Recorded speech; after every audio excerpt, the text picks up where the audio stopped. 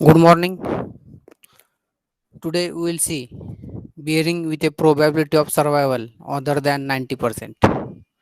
In the definition of rating life, it is mentioned that the rating life is the life that 90% of a group of identical bearings will complete or exceed before fatigue failure. The reliability R is defined as R is equal to number of bearings which have successfully completed L million revolutions divided by total number of bearings under test. Therefore, the reliability of bearings selected from the manufacturer's catalog is zero point 0.9 or 90%. In certain applications where there is risk to human life, it becomes necessary to select a bearing having a reliability of more than 90%. Figure 15.17 shows the distribution of bearing failures. The relationship between bearing life and reliability is given by a statistical curve known as Weibull distribution. Therefore, x-axis life of bearing, y-axis percentage of bearings in service. Therefore, the graph is shown in the figure. Now, as life of bearing goes on increasing, you are observing that percentage of bearings in service goes on decreasing. Therefore, for Weibull distribution, R is equal to E raised to minus L divided by A raised to B, where R is the reliability in fraction, L is the corresponding life, and A and B are constants. Rearranging the above equation, we have 1 upon R is equal to E raised to L divided by A raised to B. Therefore, taking logarithm on both sides, therefore log to the base E of 1 upon R is equal to L divided by A raised to B, equation A. If L10 is the life corresponding to a reliability of 90% or R90, then log of log to the base E of 1 upon R90 is equal to L10 divided by A raised to B. Equation B. Therefore, L divided by L10 is equal to into square bracket log of 1 upon R to the base C divided by log of 1 upon R90 to the base C, bracket is to 1 divided by B, where R90 is equal to 0.9. The values of A and B are A is equal to 6.84 and B is equal to 1.17. These values are obtained from the condition L50 is equal to 5 into L10, where L50 is the median life or life which 50% of the bearings will complete or exceed before fatigue failure. Equation 15.17 is used for selecting the bearing when the reliability is other than 90%. In a system, if there are a number of bearings, the individual reliability of each bearing should be fairly high. If there are n bearings in the system, each having the same reliability R, then the reliability of the complete system is given by RS is equal to R raised to capital N, where RS indicates the probability of 1 out of n bearings failure during its lifetime. Now we'll see example. Therefore, please write down the example.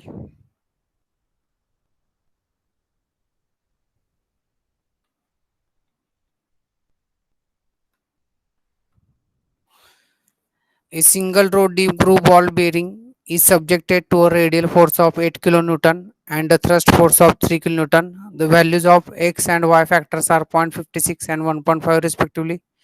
The shaft rotates at 1200 rpm. The diameter of the shaft is 75 mm and bearing number is 6315, where C, that is dynamic load carrying capacity, C is equal to 1,12,000 Newton, is selected from this for this application.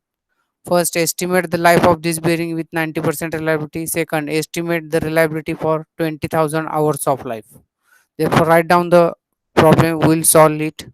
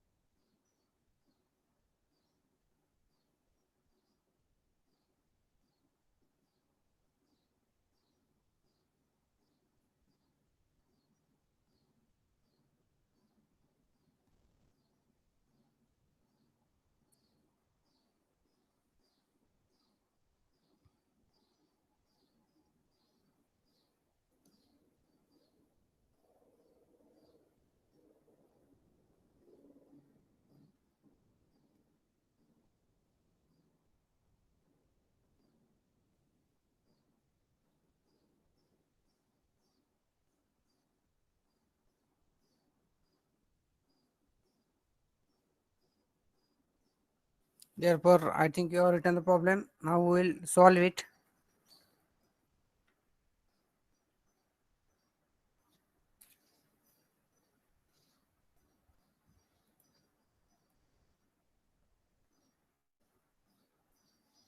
Solution.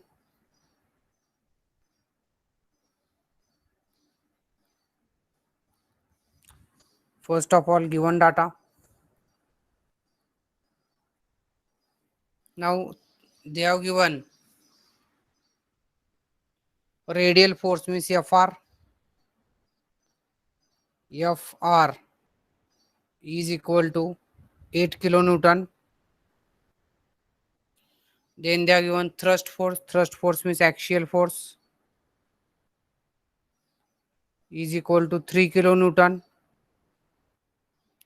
Then values of x and y, they are given x factors 0.56, y is equal to 1.5. Now shaft rotates at 1200 rpm. They write down n is equal to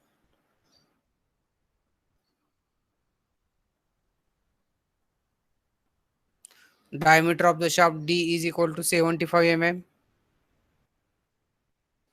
Dynamic load carrying capacity they have given 1,12,000 Newton.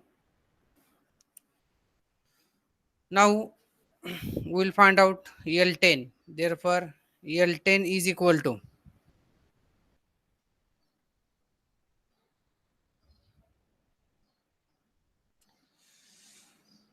L10 is equal to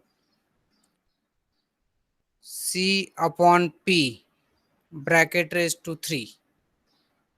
Therefore, C means 1,12,000 divided by P. I think P we have not calculated. We will calculate P. Therefore, P value of P is, I will calculate here.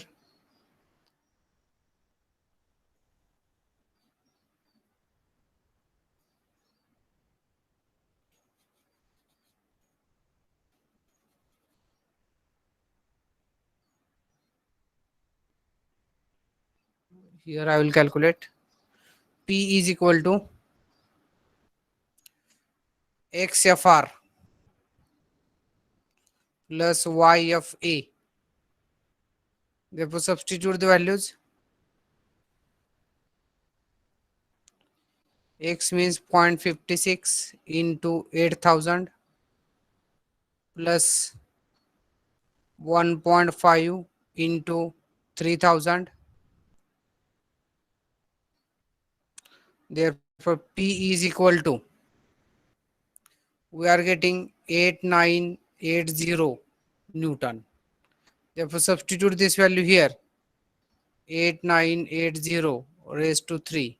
Therefore, what is L10? Anyone can tell?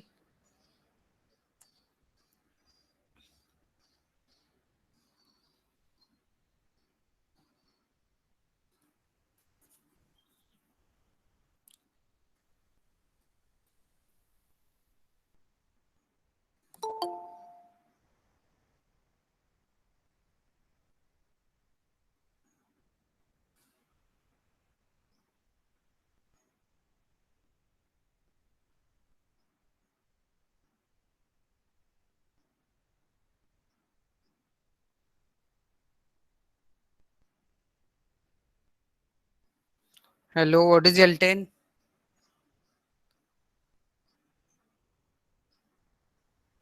I think it is 1940.110. 1940.10 million revolutions. Million revolutions. Now we will calculate L10H. We will calculate L10H. L10H is equal to L10 into 10 raised to 6 divided by 60 into n which is equal to 1940 into 10 raised to 6 divided by 60 into n means 1200. Therefore, what is L10H? Anyone is calculating?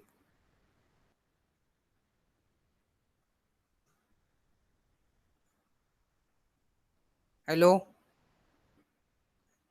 What is L10H? Anyone is calculating or not? I think it is 26,945.83 hours. Now we'll find out reliability for 20,000 hour life. We have found out first value. This is first answer. Answer 1. Now we'll find out second value, that is reliability for 20,000 hours of life. Therefore, reliability for 20,000 hours of life. Therefore, we have this equation.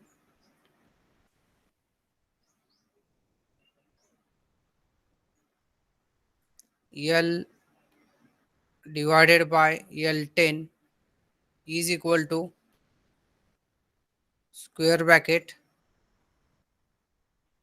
log to the base E of 1 divided by R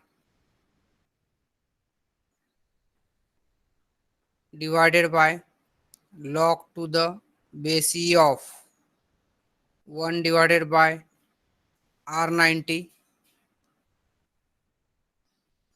square bracket raised to 1 upon B. Therefore, this can be written as like this, that is L divided by L10 raised to B is equal to log of to the base E of 1 upon R divided by log to the base E of 1 divided by R90. Therefore, substitute the values.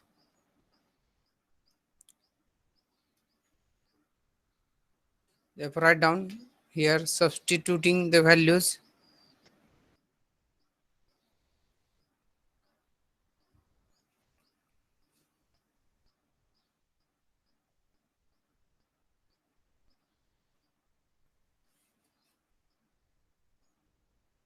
And now substituting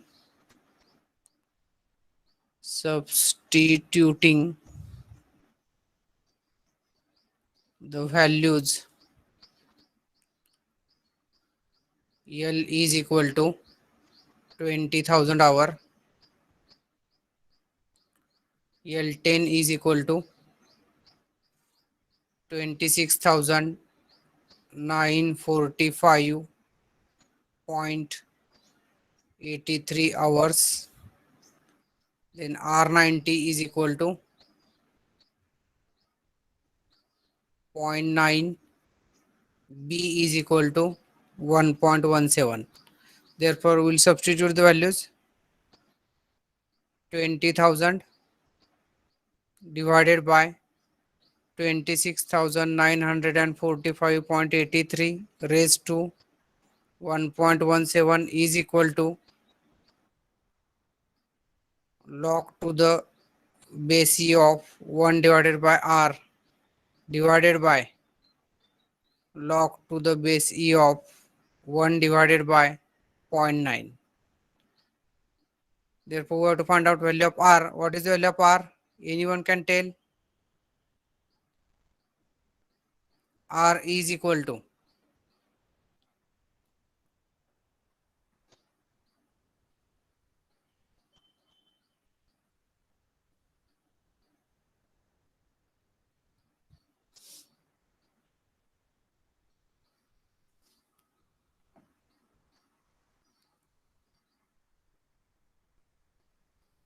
What is the value of R? Anyone is calculating? Pranay, Prajwal, Sunil? No one is calculating.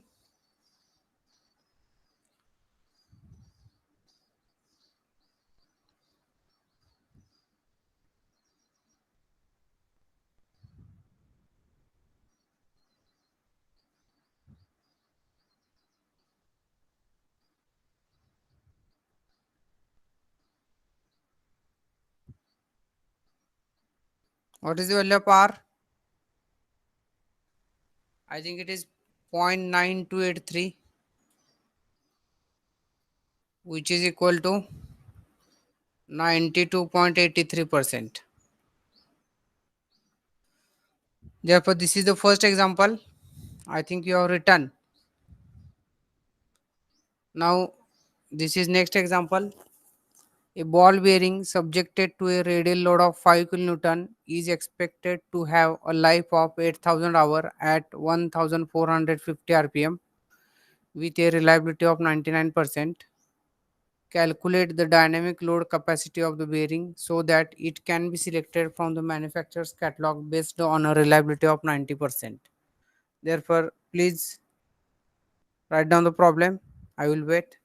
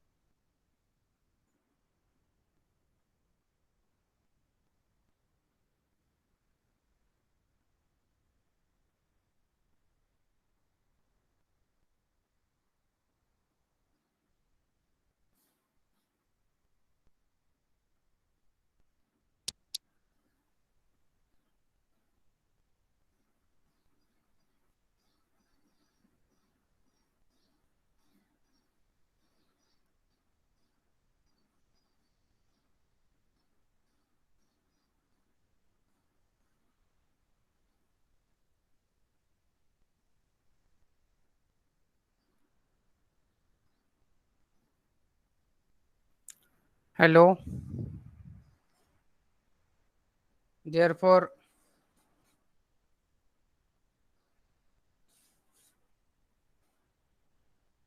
solution: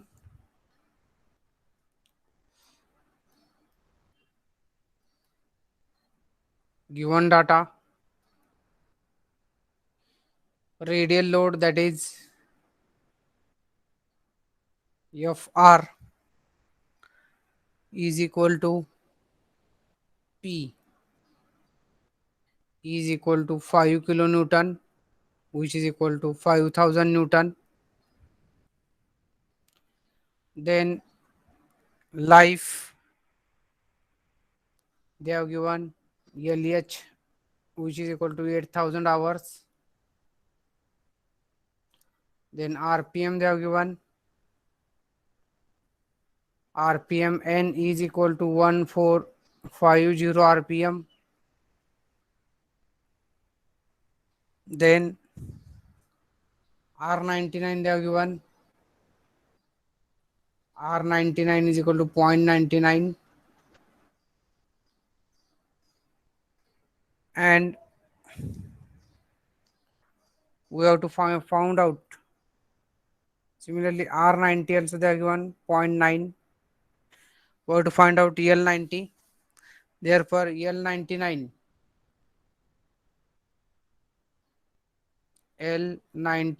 is equal to 60 N LH divided by 10 raised to 6, which is equal to 60 into 1450 into 8000 divided by 10 raised to 6. Therefore, L99 is equal to How much? Anyone is calculating or not?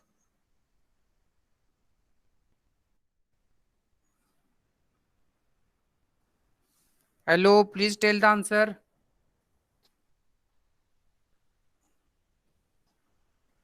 754. How much? No, no. Just to check. It should be 600 something.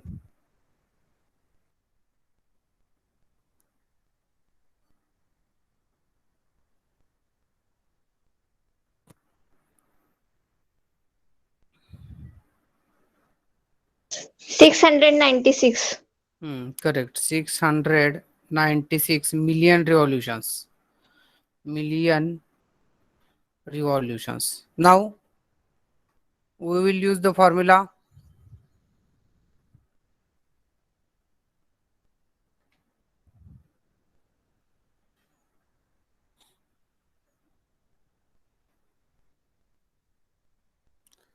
L99 divided by L90 is equal to square bracket log to the base E of 1 divided by R99 divided by log to the base E of 1 divided by R90 bracket raised to 1 divided by 1.17. Now substitute the values.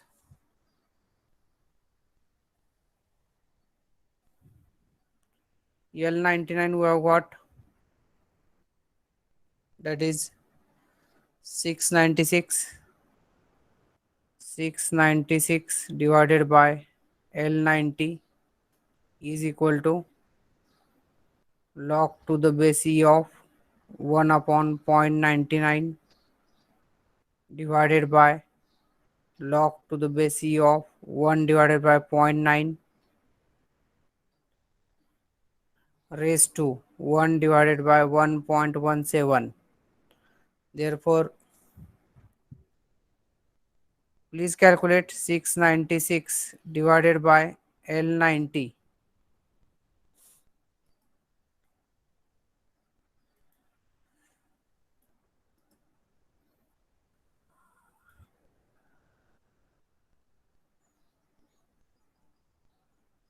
Which is equal to, what is this value?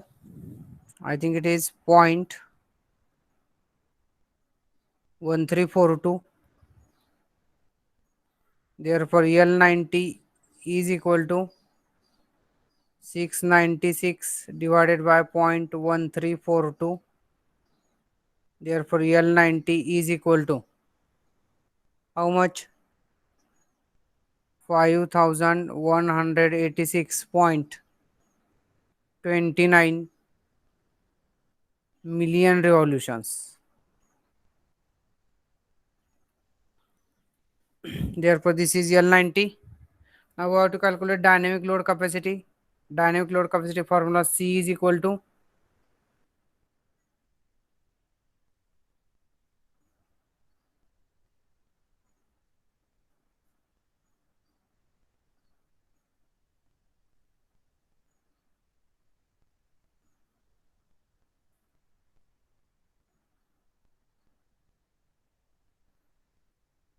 dynamic load capacity formula C is equal to P into L raised to 1 by 3.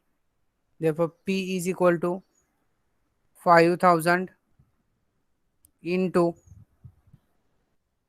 5186.29 raised to 1 by 3. Therefore, C is equal to,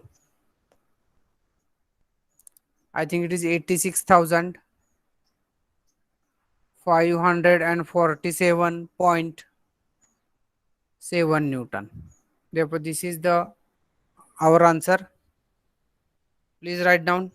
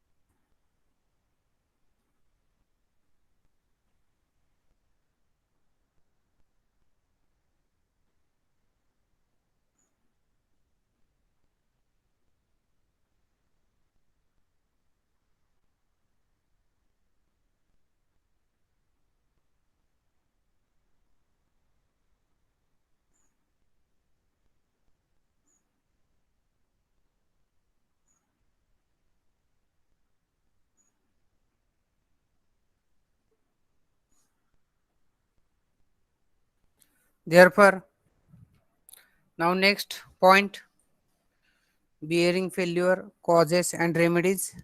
There are two basic types of bearing failure: breakage of parts like races or cage, and the surface destruction. The fracture in the outer race of the ball bearing occurs due to overload. When the bearing is misaligned, the load acting on some balls or rollers sharply increases and may even crush them. The failure of the cage is caused due to the centrifugal force acting on the balls. The complete breakage of the parts of the ball bearing can be avoided by selecting the correct ball bearing, adjusting the alignment between the axis of the shaft and the housing, and operating within permissible speeds. In general, the failure of anti-friction bearing occurs not due to breakage of parts but due to damage of working surfaces of their parts. The principal types of surface wear are as follows. First, abrasive wear. Abrasive wear occurs when the bearing is made to operate in an environment contaminated with dust, foreign particles, rust, or spatter. Remedies against this type of wear are provision of oil seals, increasing surface hardness, and use of high viscosity oils. The thick lubricating film developed by these oils allows fine particles to pass without scratching. Second, corrosive wear. The corrosion of the surfaces of bearing parts is caused by the entry of water or moisture in the bearing. It is also caused due to corrosive elements present in the extreme pressure additives that are added in the lubricating oils. These elements attack the surfaces of the bearing, resulting in the fine wear uniformly distributed over the entire surface.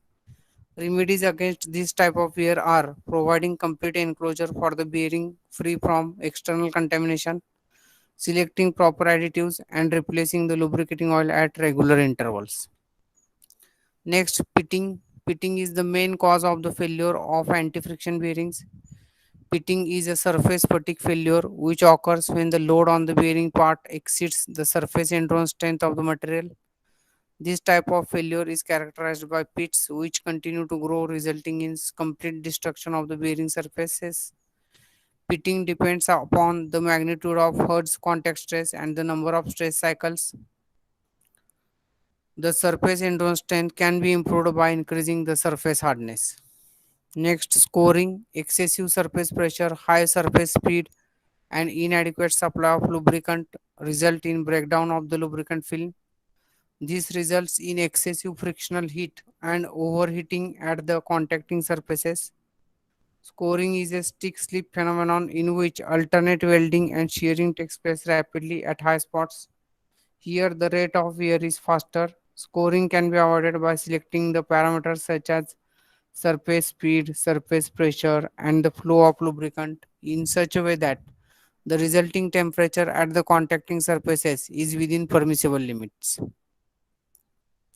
Now, next point, lubrication of rolling contact bearings. The main purpose of lubrication in anti-friction bearings is to reduce the friction between balls and races. The other objectives are dissipation of frictional heat, prevention of corrosion, and protection of the bearing from dirt and other foreign particles. There are two types of lubricants: oil and grease. Compared with grease, oil offers the following advantages.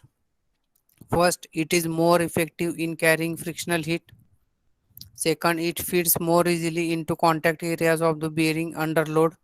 Third, it is more effective in flushing out dirt, corrosion, and foreign particles from the bearing. The advantages offered by grease lubricated bearing are simple housing design, less maintenance cost, better sealing against rust, and less possibility of leakage.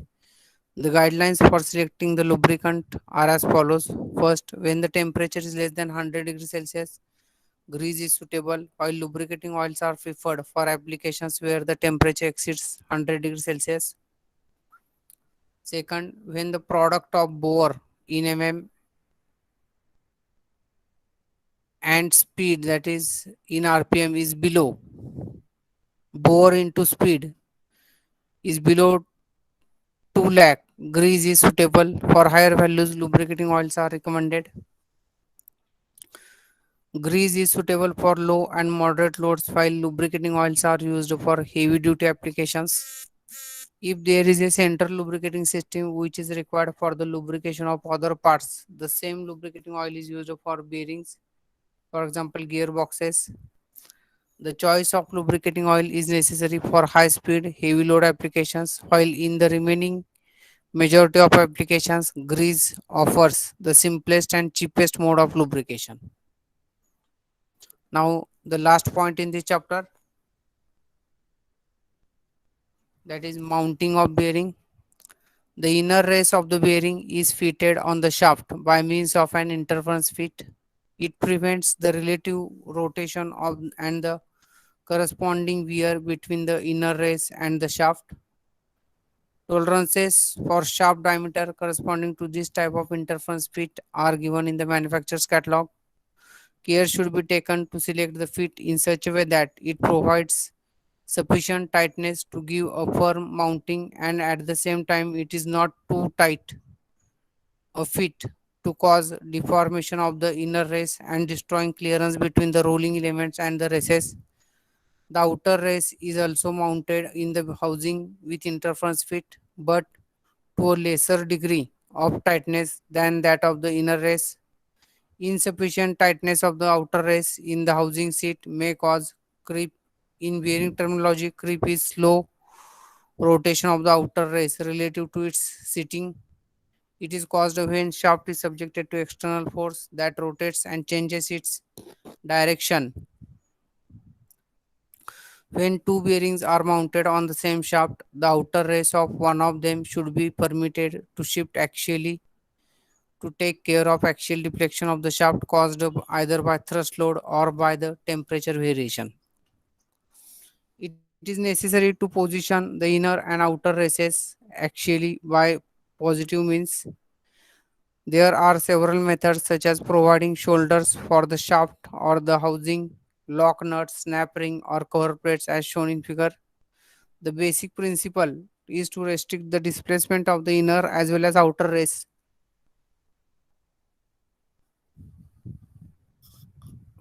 in axial direction by positive means. Figure 15.19a shows the mounting suitable for a long and continuous shaft. It consists of an adapter sleeve which is provided with a small taper. The bearing is press fitted on this adapter sleeve. Because of the taper, the displacement of the inner race to the left side is restricted. A washer and lock nut is provided to restrict the displacement of the inner race to the right side. See that this is the adapter sleeve. This is tapered. This is washer. This is lock nut. Because of this taper, this inner cage will not move towards left side. Therefore, the motion is restricted. Also, because of this lock nut and washer, inner cage also will not move towards the right side. Therefore, this is nothing but mounting of bearing. Two methods of restricting the displacement of the inner race are illustrated in figures 15.19b and c. In both cases, the shaft is provided with a shoulder to restrict the displacement of the inner race to the left side. In figure B, the displacement of the race to the right side is restricted by a plate which is bolted to the shaft. In figure C, 15.90c, a snap ring is used in place of the plate. Therefore, this is the shoulder shaft or stepped shaft on this bearing is mounted. Now to restrict the movement of inner cage towards right, this plate is used. In case of this bearing, a snap ring is used so that this inner cage will not move towards right side. In figure 15.19d, the housing is provided with a shoulder to restrict the displacement of the outer race to the left side. See that this housing is there.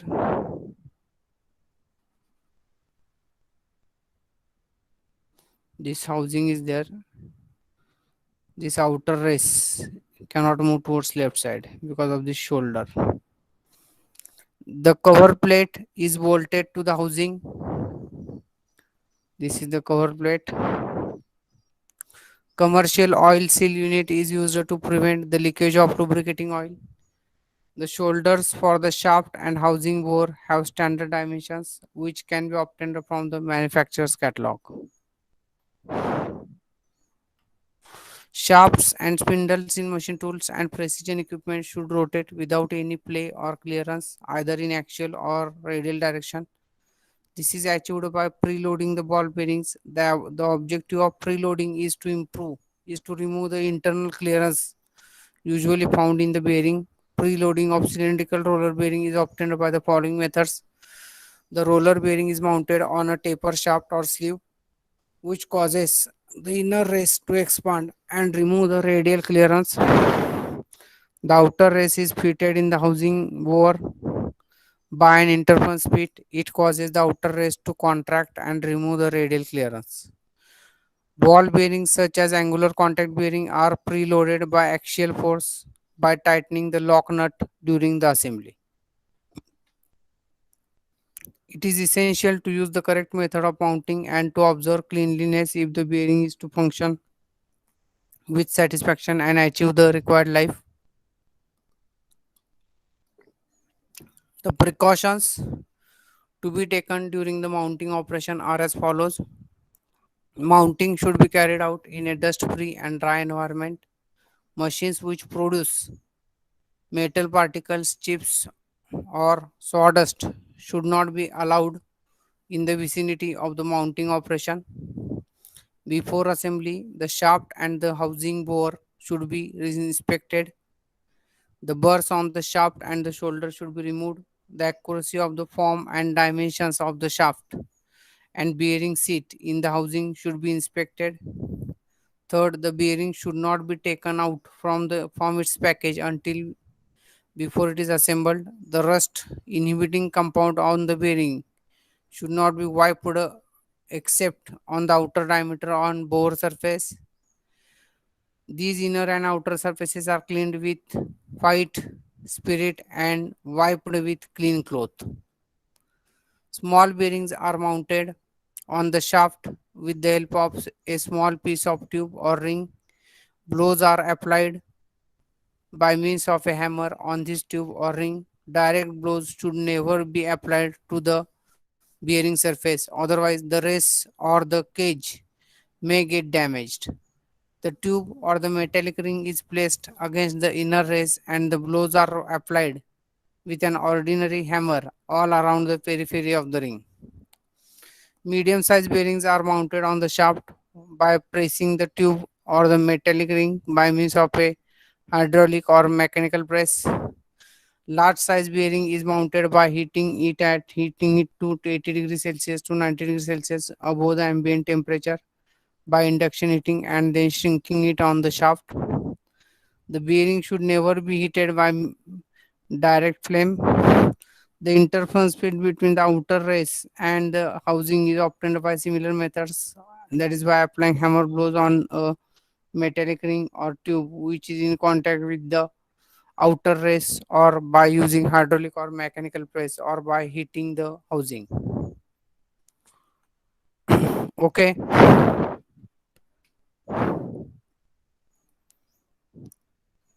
please wait. I will write your attendance.